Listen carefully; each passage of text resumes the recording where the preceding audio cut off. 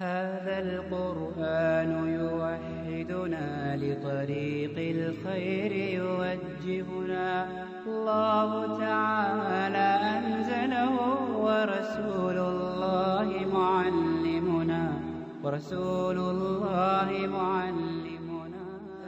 بسم الله الرحمن الرحيم الحمد لله رب العالمين والصلاة والسلام على رسولنا محمد وصحبه أجمعين اللهم علمنا ما ينفعنا وانفعنا بما علمتنا وزدنا علما وفهما وفقها في الدين يا كريم رب اشرح لي صدري ويسر لي أمري واحلل عقدة من لساني يفقه قولي وأفوض أمري إلى الله إن الله بصير بالعباد.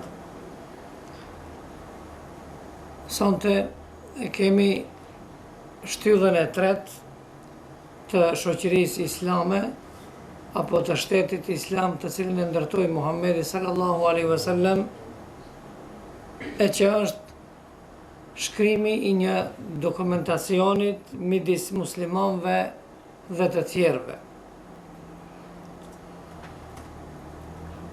Pra, kjo shtyllë e tretë, do më thonë, mund të konsiderohet edhe si shtyllë më kryesore në drejtim të vlerës kushtetuese të shtetit të ri islam.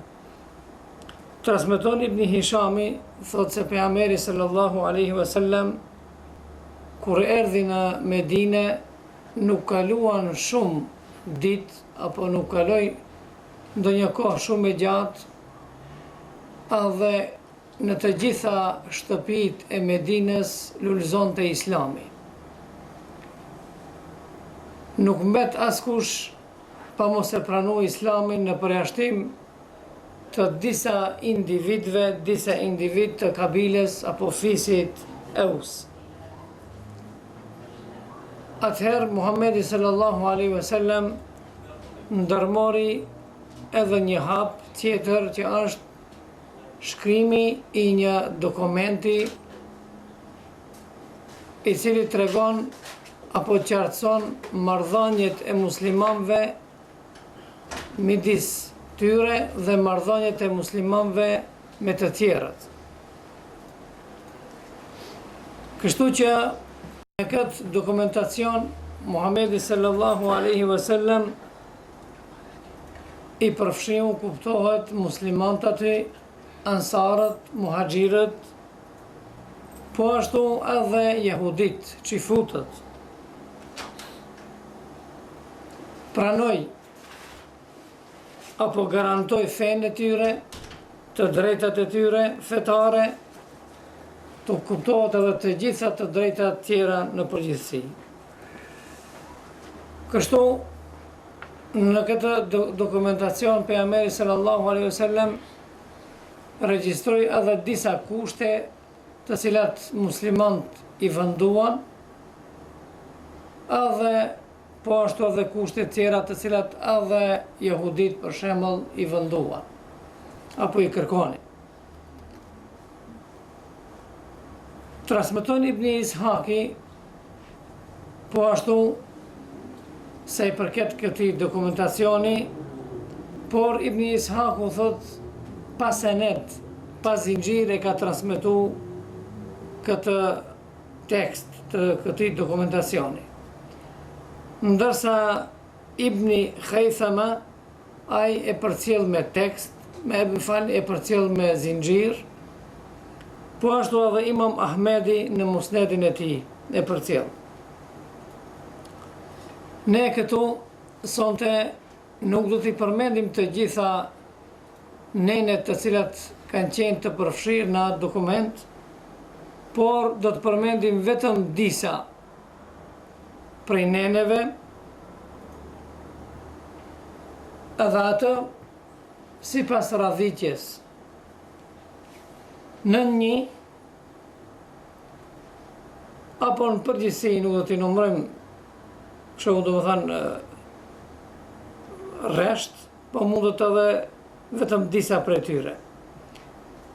Thot muslimanët në një nen prej neneve thuhet: muslimanët prej Kureshitëve dhe Jethribasve, domethënë Medinasve, pa marrë parasysh se cilit fis i takojnë, ata besatohen midis tyre dhe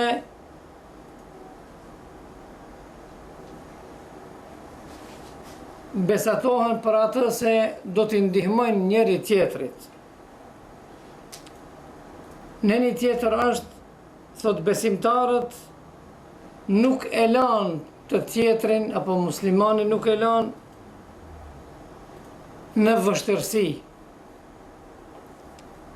Ata njëri tjetrit i ndihmojnë.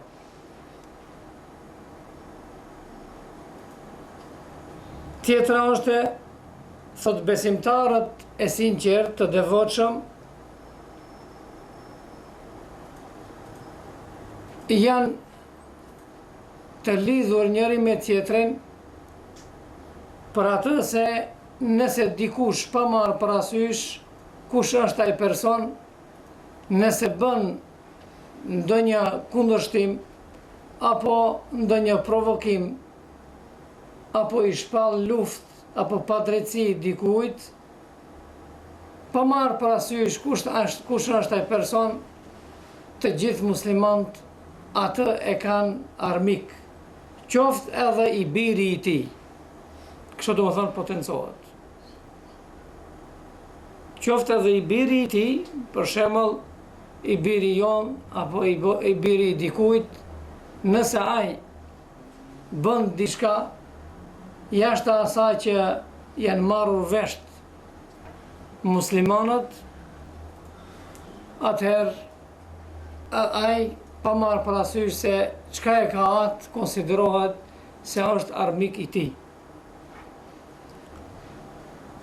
Po ashtu, në një tjetër është, thot siguria apo imuniteti i çdo njërit prej këtyre që besatohen, është e njëjtë. Islami i jep të drejtë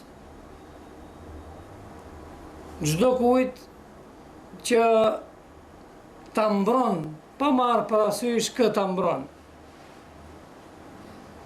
Domethënë çdo kush ka të drejtë, pasi që është antar i shtetit islam, ai ka të drejtë që ta fusë në mbrojtjen e tij këtë don,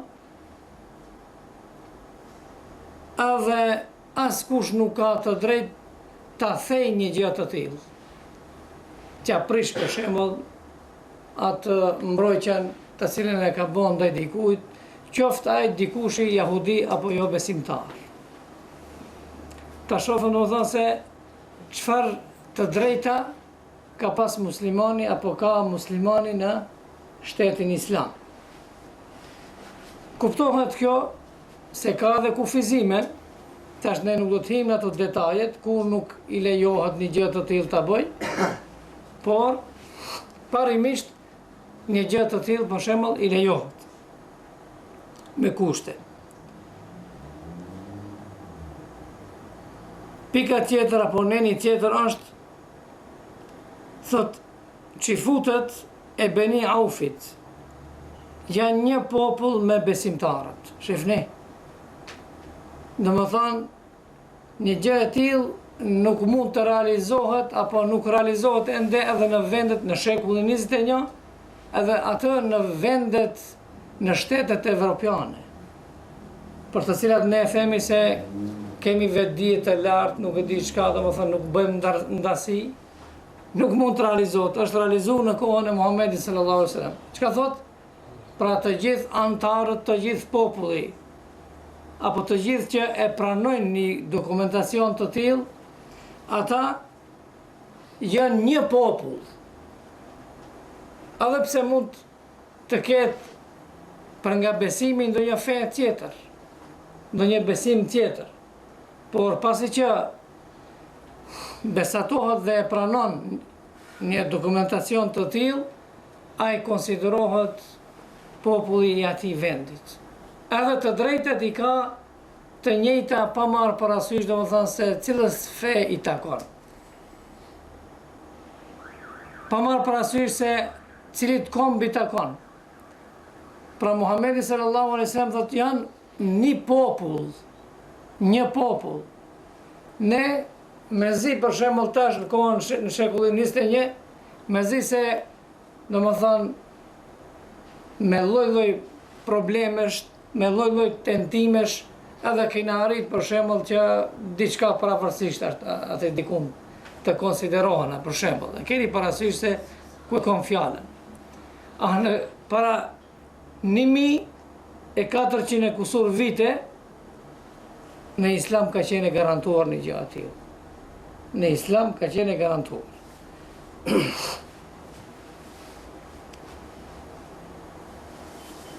Nuk du të zhitem domethënë thellë në këtë, ai që merret apo që e ka lexuar për shembull Kushtetutën, pa marrë parasysh atë Maqedonisë atë dikujt tjetër, e shef se në këtë drejtim për shembull shifni nuk bën dallim as pak Muhamedi sallallahu alaihi wasallam. Pra thot, jehudit apo qifutët e Beni Aufit janë një popull me musliman të barabartë. Lil jehudi dinuhum, jahudive apo qifutëve u garantohet feja e tyre. Edhe walil muslimine dinuhum, shqyqoni. Pejgamberi sallallahu alaihi wasallam me shqyqu për shembull kështu mënyrë juridike. Do ta shohim se pejgamberi sallallahu alaihi wasallam para e potencon jahudive do t'u garantohet. Ashtu jahudive u garantohet. E pastaj edhe muslimanëve do t'u garantohet feja e tyre. Do me thonë, nuk ka pas do një farë problemi me Kushtetutën e muslimanëve se potencohet për shembull çështja e jahudive atë. Në ndonjë njën pineneve për shembull në fillim të potencohet. Dhe muslimanëve u garantohet feja e tyre illa man zalam, në përjashtim të atyre që bëjnë padrejtësi dhe bëjnë shkelje. Ai person thot nuk i bën dëm as kujt tjetër jashtë asaj vetës së vet.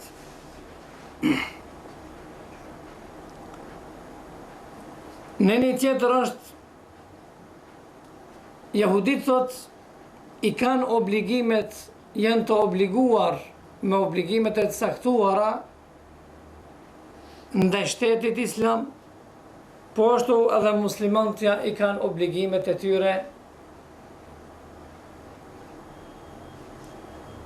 dhe mes tyre ekziston dhe duhet të ketë pa tjetër ndihmë njëri tjetrin. Domethënë duhet jehudit edhe musliman të ndihmojnë njëri tjetrin. Kundër kujt? Kundër atyre që u shpallin muslimanëve luftë, apo atyre luftë.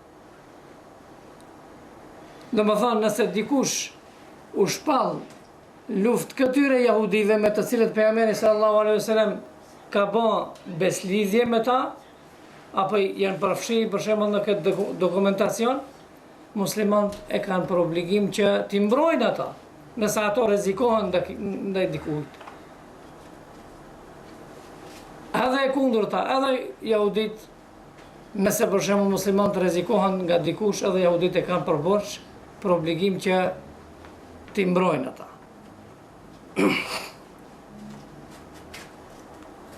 Kështu, po ashtu, potencohet edhe një nën tjetër thot të gjithë ata që e pranojnë këtë dokumentacion, nëse ndodhen diçka mos marrëveshje mes tyre që mund të shkaktoj probleme, atëherë thot vendimi apo fjale e fundit në këtë çështje është fjala Allahu xhaleshanuhu dhe fjala e Muhammedit sallallahu alaihi wasallam. Domethënë vendimtare kush është?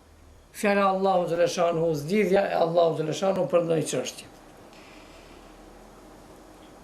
Pra e pam ne se kështu do të thënë shkurtimisht, disa nene të cilat Muhamedi sallallahu alaihi wasallam i ka potencu apo i ka përpilu në këtë dokumentacion. Prandaj ne lirisht mund të themi se ky dokumentacion përfshin dispozita të ndryshme të organizimit të shoqërisë apo shtetit islam. Dhe qartë e shohëm se ky dokumentacion ka përfshi të gjitha elementet që një kushtetut e sodit bashkëkohore i potencon këto gjëra, apo i diskuton këto gjëra, apo i përpilon, i përfshin ato. Prandaj, lirisht mund të themi se ky dokumentacion përputhet kështu krypkut me termin që sot ne e quajmë kushtetut. Pse? Se shohëm se të gjitha gjërat të cilat një kushtetut bashkëkohore i potencon, Muhamedi sallallahu alaihi wasallam i ka potencu qysh në atë kohë. Pra, ky dokumentacion të cilin e ka përpilu Muhamedi sallallahu alaihi wasallam lirisht mund të shpallet si kushtetut bashkëkohore, pasi që i përfshin të gjitha edhe i analizon apo i prek të gjitha problemet që analizohen në një kushtetut. Kjo kushtetut i ka vëndu vijat kryesore e të qarta të një sistemit të shtetit. Jo vetëm marrëdhëniet apo gjërat të cilat kanë të bëjnë me çështjet brenda vendit, por edhe me çështjet jashta vendit. Edhe me çështjet që kanë të bëjnë me jashta vendit. Do me thonë, kjo kushtetut lirisht mund të themi se është e formaluar në bazë të vahjit që i ka ardhur Muhamedit sallallahu alaihi wasallam. Edhe prandaj mjaft është e vlerë për këtë kushtetut se kjo dallohet nga kushtetuta tjera, nga se kushtetuta tjera ku e kanë bazën, burimin, baza e tyre është përpilimi nga njerëzit, ndërsa kushtetutan që e ka bërë Muhamedi sallallahu alaihi wasallam, ku e ka bazën, e ka nga shpallja Allahu xhaleshanuhu. E nuk mund të jetë një lloj, një kushtetut e cila shkruhet nga njerëzit, përpilohet nga njerëzit, dhe një kushtetut e cila përpilohet nga Allahu xhaleshanuhu apo e ka burimin nga Allahu xhaleshanuhu. Kuptohet, Muhamedi sallallahu alaihi wasallam këto fjalë u thotaj, ndërsa sahabët, shokët e tij, i shkruajnë këto nene. Po ashtu, duhet të potencoj edhe diçka tjetër këtu, se është një vlerë shumë e madhe që shoqëria islame që nga formimi i saj është bazuar në kushtetut. Tash ai që e ka juridikun, që e studion për shembull këtë deg, ai kupton vlerat e kësaj. Pra, shteti që e ka formuar Muhamedi sallallahu alaihi wasallam është shtet i cili është bazuar në kushtetut.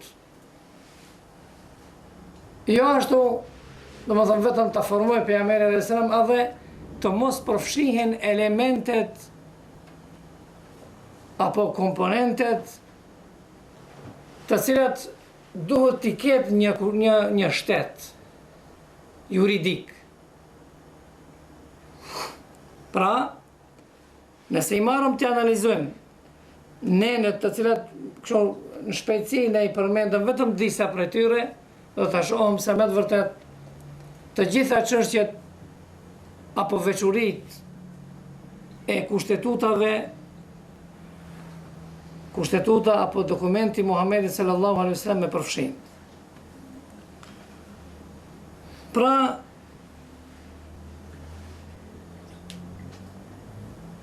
po ashtu dokumenti Muhamedit sallallahu alaihi wasallam që nga fillimi është ngritur në atë që ka nevojë një shtet për të. Ka nevojë një shtet për të. Gjëgjësisht është ngritur domethënë në pjesët përbërëse, elementet kushtetuese dhe administrative. Shteti i Muhamedit sallallahu alaihi wasallam apo shoqëria islame e parë është bazuar në të gjitha këto. Është shumë e qartë se këto elemente apo këto pjesë përbërëse janë si shtyllë e domosdoshme për të zbatuar gjykimet e shariatit islam. Domethënë, nëse nuk ka kushtetut, nuk ka nene në bazë të cilave për shembull do të gjykoj shteti islam, atëherë nuk ka asnjë farë vlera ajo. E shihni, domethënë, kushtetuta islame, dokumenti të cilin e ka shkruar Muhamedi sallallahu alaihi wasallam, të gjitha këto domethënë kanë qenë prezent. Pra, nga se të gjitha këto pjesë përbërëse, në përgjithësi këto janë ngritur në idenë e bashkimit të ummetit islam. Në bashkimin e ummetit islam, aty nuk ekzistojnë apo nuk marrën pjesë vetëm muslimanët. Marrën pjesë edhe ata të cilët dëshirojnë të jenë antar të shtetit islam pa marrë parasysh cilës fe i takojnë. Kjo përputhet edhe me kushtetutat më bashkohore, që për fat keq, për shembull, ne kemi edhe në disa vende që një nen të tillë nuk e përfshin, për shembull, kushtetutat bashkohore. Po e thot në fillim atje, ky shtet është shtet katolik, apo i krishter, apo pravoslav, jetojnë këtu edhe disa grupacione fetare, nuk di çka. A në kushtetutën që e ka propilu Muhamedi sallallahu alaihi wasallam, nuk ka të barabartë, thotë, janë të gjithë ata të cilët jetojnë. Të barabartë janë. Kuptohet, përderisa ata i nështrohen kësaj dokumenti apo kësaj kushtetute. Prandaj,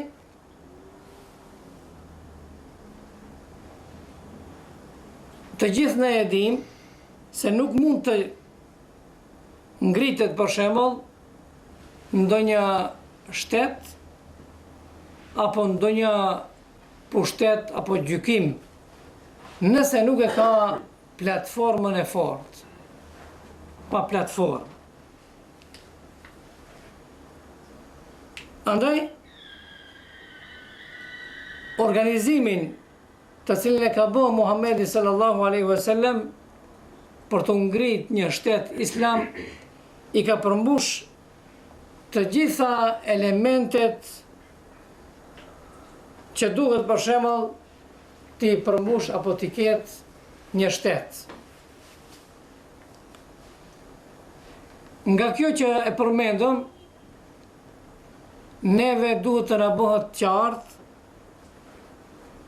falsiteti i pretendimeve të atyre që i mbyllin sytë e tyre, mendjet e tyre, ndaj kësaj të vërtete të patundshme. Ne për shembull dëgjojmë apo e dim apo lexojmë se ka prej atyre që supozojnë se Islami nuk është diçka tjetër jashtë se fe, e cila relacionin e saj duhet ta mbaj midis kujt, midis vetës, individit dhe Zotit. Individi dhe Zoti. Dhe se Islami nuk mban në vete elementet apo pjesët përbërëse të një shteti apo të një organizimi kushtetues. Kështu Islamin e akuzojnë të tjerët. Po për fat të keq, këtë po këtë pretendim e përcjellin edhe e përhapin edhe servilet apo shërbetorët e atyre që janë për shembull okupues të muslimanëve. Ju e keni qartë se pse e thoni gjë të tillë ata. E thonë një gjë të tillë se Islami duhet të jetë vetëm në relacion njeri, individ dhe Zot, me atë qëllim se Islami nuk është në gjendje t'i përmbush apo të ngrej për shembull një shtet i cili është shtet juridik apo shtet i cili bazohet domethënë në kushtetuta apo në kushtetutën domethënë e cila përputhet apo i përmban në vete elemente të një shteti. Qartë shihet edhe duket se kjo është një kurth apo një dredhi e jo muslimanëve ndaj muslimanëve. Po më e keqja është se për fat të keq këtu përfshihen edhe disa muslimanë. Edhe ato figura janë ata. Ja për shembull kemi në ditët e sotit për shembull El Jazeera ka një dokumentacion lidhur me këtë Muhammed Hussein Heikelin. Ai bën një sqarim, domethënë lidhur me historinë e muslimanëve. Edhe unë vetë me veshtë e mia e kom dëgju, edhe me sytë e mi e kom pa, se si ai kur tregonte për tentimin e vllazëve musliman për të arritur në pushtet, e se si ki kur është taku me Hasan Bannan, ka qenë kundër asaj se ata simbolin e tyre e kanë Kuranin edhe shpata. Unë tha, a muslimane që unë veta, unë tha, mendoj se Islami është shumë i mirë, dritë është. Dritë është. Edhe ai nuk ka çka i nevojitet Islamit shpata. Ai qëllimin e ka të pushteti. Sa i shpatu nga gavati, do thënë qëllimi është e pushtet. Duhet ne tentojmë që të arrijmë në pushtet.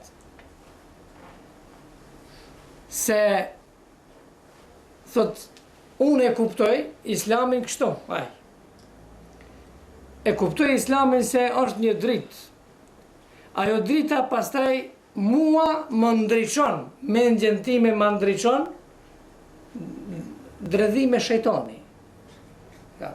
Mu thot mendjen më ndriçon që të kem pastaj vizion se si unë t'i analizoj çështjet e mia ndaj shtetit, ndaj shoqërisë, e ndaj të gjithave. E jo Kurani drejt për drejti ato punë. E këto janë domethënë njerëz, ki Muhammed Hussein Heikeli është prej atyre domethënë për të cilët edhe kena fol edhe më herët në ndonjë ligjërat për atyre modernistëve që kanë gjek shkollën e Muhammed Abduhus, dhe Muhammed Abduhu ka qenë domethënë ma kryesor i tyre. Ferid Vazhdi e tjerë. Prandaj, ki pretendim se Islami për shembull nuk është në gjendje të udhëheq dhe se nuk duhet të jetë domethënë në pushtet, ki domethënë është një dredhi apo intrig e kahmoshme e jo muslimanëve, por për fat të keq është se edhe disa musliman në forma pak më ndryshe e përcjellin një gjë të tillë. Pse? Sa ata nëse e përcjellin sikur ato jo muslimanët, atëherë ndaj tyre bihet vendimi se janë feleshues, murteda. Prandaj ai trillon lloj-lloj fjalësh, që për shembull Kurani o drejt keq, ato më në fund ai më jep drejtën mua se si unë duhet anën politike ta zgjidhi, edhe anën shoqërore, jo drejt për drejti për atë për shembull. Ashtu. Fjalë do thon, a që më në fund ato të njëjtat janë, rezultati i njëjtë është. Unë habitem si mund për shembull të pretendojnë se Islami nuk mund apo nuk duhet të jetë fe dhe shtet, dhe se i mungoj kanë elementet e tilla, kur ju e pa shumë qartë, për shembull, kushtetuta apo dokumentacioni i Muhamedit sallallahu alaihi wasallam i përfshinte të gjitha ato, po edhe një fakt kështu logjik, edhe që nuk mund ta mohojnë një gjë të tillë askush, është se muslimanët këtë nuk e bëjmë domethënë nga ajo se ne duhet të lavdrohen ama të parët tonë. Po kjo është edhe fakt. Muslimanët pa ndërpre botën e kanë udhëhequr 1000 e sa vite. Pa ndërpre. Kanë përfaqësuar Islamin edhe në shtetet e tyre, pa marrë parasysh dikun për shembull nuk është zbatu komplet Islami, por bazat i ka pas domethënë në Islam. Edhe të gjithë kanë thirrë në Islam, edhe xhihad kanë bërë për Islamin. Edhe pse pjesërisht dikun për shembull ka pas lëshime, por në përgjithësi, domethënë pushteti i Islam ka vazhdu prej Muhamedit sallallahu alaihi wasallam edhe deri kur? Deri te Osmanlit. Edhe përsëri nuk turprohen që të thonë se shteti Islam domethënë nuk i mban në vete, apo Islami nuk i mban në vete elementet përbërëse të një shteti. Ato e kanë sundu botën e kanë sundu. Edhe nuk turprohet as pak. Ne ma herët e kena përmend se të tjerët, ata të cilët janë apologjet të luftës, merren domethënë me luftën kundër Islamit në aspektin kulturor, atyre nuk u vjen as pak turp që në emër për shembull të shkencës, apo në emër për shembull të përparimit, apo në emër për shembull të gjërave më të shtrenjta që janë, që të thonë se Islami për shembull këtu e ka defektin, atje e ka defektin, edhe pse shkenca apo të vërtetat, qofshin edhe ato historike, nuk s'kan të bëjnë me atë gjë. Edhe pse i gënjejnë qartë të vërtetat historike apo të vërtetat shkencore. As pak. Edhe mendoj se nuk ka nevojë përsëri ne të kthehen aty, kena përmend shembuj të tillë, kena përmend. Pra, edhe prandaj ju e shihni se në kohën e sotit për shembull, kur muslimanët arrin deri aty që të pushtetit vënë, edhe me njëherë edhe pse bëhet arritja deri te pushteti për shembull në mënyra më demokratike, që këto për shembull të perëndimit apo bota bashkëkohore i pranon ato procedura, ashtu me vota të lira, po pse është muslimani, çka thot? Jo, thot nuk duhet. Nuk duhet ta pranojmë ne për shembull një punë të tillë. Pse? Sa ato e din shumë qartë, siç e din edhe çdo njeri prej neve dhe çdo kush që është i mençur, se shteti islam është përfshi gati se në të gjitha kontinentet, mendoj më herët, kështu si shtet, si pushtet, edhe ata kanë ndroje se po vënë përsëri. Aty është problemi. Jo se realisht me të vërtet ato, domethënë dishojnë në atë gjë. Por ato vetëm hudhin gënjeshtra edhe mundohen lloj-lloj akuzash të bëjnë muslimanëve, që të tjerët për shembull thonë se me të vërtet musliman për shembull apo islami nuk ka të bëjë me atë. Prandaj neve thot na duhen do musliman të cilët janë vetëm fenë e mban si ide, por nuk tentojnë që ta fusin edhe në pushtet, edhe në jetën politike, edhe në jetën ekonomike, edhe në jetën shoqërore. Por çka? Vetëm besim. Edhe këto besimtarë apo këto musliman që mendojnë në këtë mënyrë, atyre nuk u pengojnë as pak. Bile dhe u konvenojnë. Prandaj mund edhe të hasim dikun për shembull në pretendime të tilla. Anglia kur ka qenë për shembull në Indi, këso gënjeshtra ka përhap. Edhe ka pas njerëz të cilët, për shembull i kemi Ahmeditët, Kadianitët, të cilët kanë thënë se jo, njeriu i bardh nuk duhet të preket. Ai ka ardhur për ndihmën tonë. Ka ardhur për ndihmën tonë. Një lloj për shembull si pak e zmëri formë, pak më ndryshe, edhe këto të ne e thonë të ashtu. Pra, duke marrë parasysh se mos bëhet tepër, mos e zgjatim, nuk na premton koha tepër, por në përgjithësi unë do të përmend edhe diçka, për shembull, një sqarim të hollësishëm lidhur me nenet të cilat i ka potencuar Muhamedi sallallahu alaihi wasallam. E pam me 2-3 fjalë, domethënë nuk e zgjatim, e pam se dokumenti të cilin e ka shkruar Muhamedi sallallahu alaihi wasallam kuptohet pejgamberi sa i ka fol, të tjerët e kanë shkruar se pejgamberi sa nuk ka ditë shkrim lexim. Ajo mund të themi se paraqet domethënë një drejtësi të shkëlqyeshme, edhe një marrëdhënie midis muslimanëve dhe të tjerëve, apo një tolerancë të papërshkruar.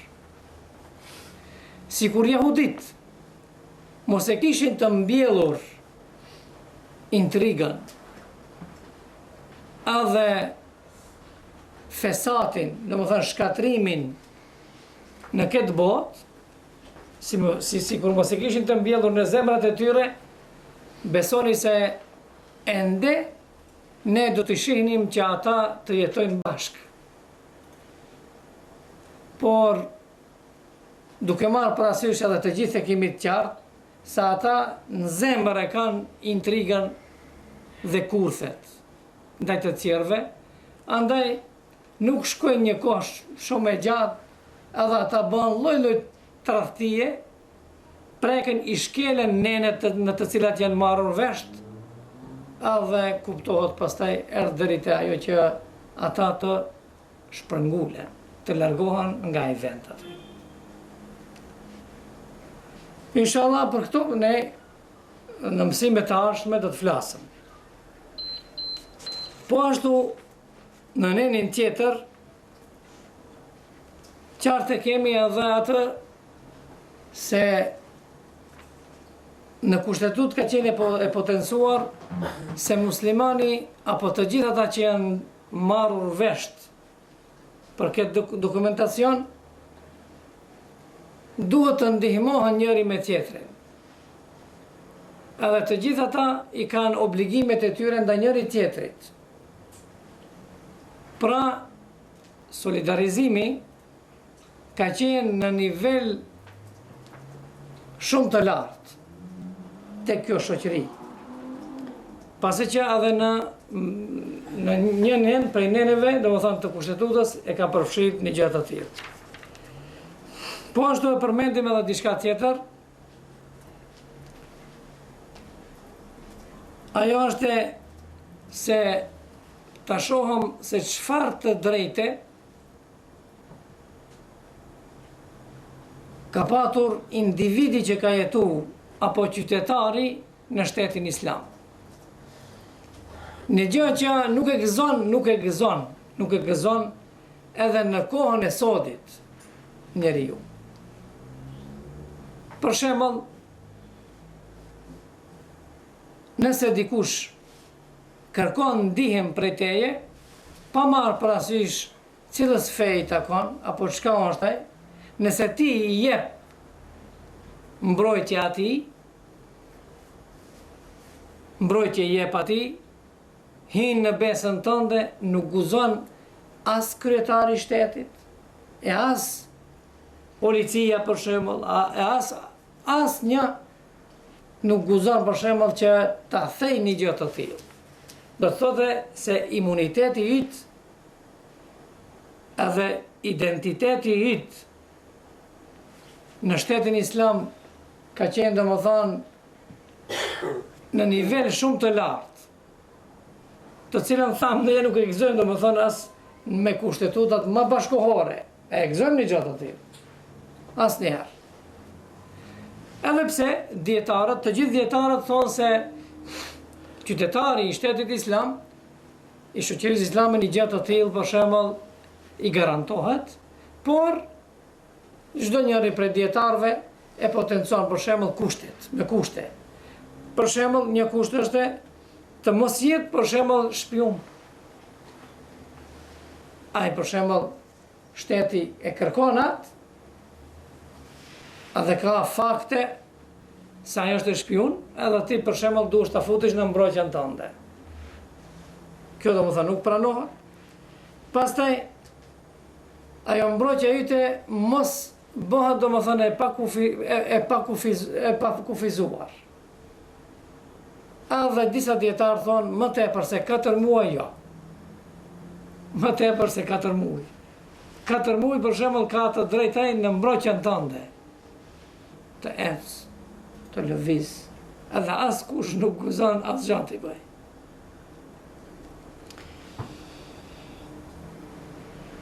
Edhe kështu me radhë. Po ku bazohemi ne këta? Ja, për shembull, transmeton Buhariu dhe Muslimi dhe të tjerët, thotë se Hani, vajza e Ebu Talibit, shkon te pejgamberi sallallahu alaihi wasallam në vitin e çlirimit të Mekës. Atëherë për shembull kur ke mund se ka shku për t'i luftuar ata, edhe ta mbytish dikë, se ata kanë qenë luftë, në gjendje lufte. Por kjo shkon te Muhamedi sallallahu alaihi wasallam edhe thot: Ja Rasulullah, o i dërguari i Allahut, Aliu, ajo është pre pak më ndryshe, ka thonë, pretendon biri i nënës time, Aliu, se ai do ta mbyt, do ta vras një njeri të cilin unë e kam fut në mbrojtjen time. Shiqoni na vjen edhe zor ne të gjejmë fjalë për ta shpjeguar një gjë të tillë, e jo për ta realizuar. Jo për ta realizuar. Pra, Hani, grua të qenë. edhe të shohëm se çfarë statusi, a ka bë dallim shteti islam mes, për shembull, që akuzojnë se u bën pa drejta grave, edhe të drejtën politike e ka pas të garantuar. Kjo faktikisht hi në të drejtat politike. Luft bëhet, ajo e mbron dikë, e futën në mbrojtjen e vet, në besën e sa hinë. Edhe Hazreti Aliu ka thonë, unë do ta mbytja atë. Shëgjoni, kjo e ka fut në mbrojtje, edhe Islami nuk të pyet pse e fute në mbrojtje tënde. Keni parasysh. Tash nuk du të sjell shembuj, jo mendoj se e keni të qartë. Ndonjë shembull, për shembull konkret. Edhe kështu që ankohet kjo te pejgamberi sallallahu alaihi wasallam, ai person ka qenë Ibn Habira, e kanë quajtur atë personi. Pejgamberi sallallahu alaihi wasallam si e përgjigjen? Thot, qad ajarna man ajarti ya ummahani. Oj ummihani, ne e fusim në mbrojtjen tonë atë që e ke futi në mbrojtjen tënde. Shqyqoni të më thonë çfarë vlere ka individi apo qytetari në shtetin islam. Edhe pastaj kthehet dikush për shembull thot diçka për islamin. Pra, këto ishin disa mësime apo disa vlera që kanë të bëjnë për shembull me shtyllën e tretë që ishte kushtetutën të cilën Muhamedi sallallahu alaihi wasallam e ka venduar për shtetin islam apo për shoqërinë e re islame. Pra inshallah do të vazhdojmë në mësimin e ardhshëm me tema të tjera. Për sonde meftohena me kaq, walhamdulillahi rabbil alamin.